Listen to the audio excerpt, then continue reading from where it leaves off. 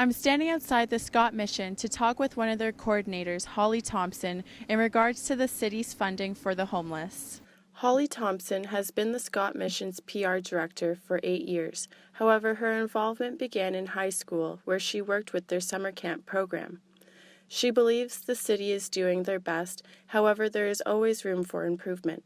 So the funding that we actually receive for this program is sufficient. It runs the program, it runs it well. We're really proud of this location and area that we're able to run.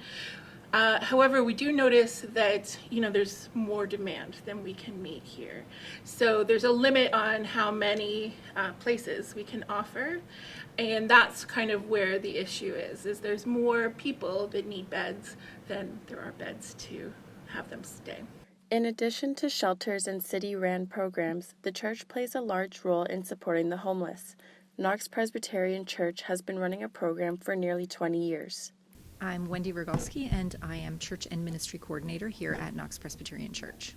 The city was actually really proactive in providing housing solutions, and so we found that the overnight portion of the program wasn't needed anymore. So we cut the program down from 2 nights a week to 1 night a week. We no longer provide overnight accommodation because it wasn't something that was needed.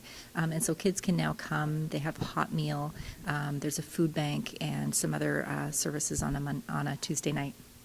Although the church feels they no longer need to offer overnight services, there is still a high demand for emergency accommodations. This includes offering beds to a range of demographics. Across the city, there's a need for more types of beds. So shelter, emergency shelter like this for women and families, for teens, for men in general, but also different types of housing. So people who are able to move into an apartment but still need support. So we call that supportive housing. Charles Beatty has been a volunteer worker of multiple shelters and provides in-depth knowledge based off his experiences. So the problem with shelter bed availability is not whether or not there is a bed available, it's whether or not the appropriate bed is available, whether it's a male bed available, female bed, and it's also getting there. I think it's a problem that becomes much more acute in the winter for obvious reasons.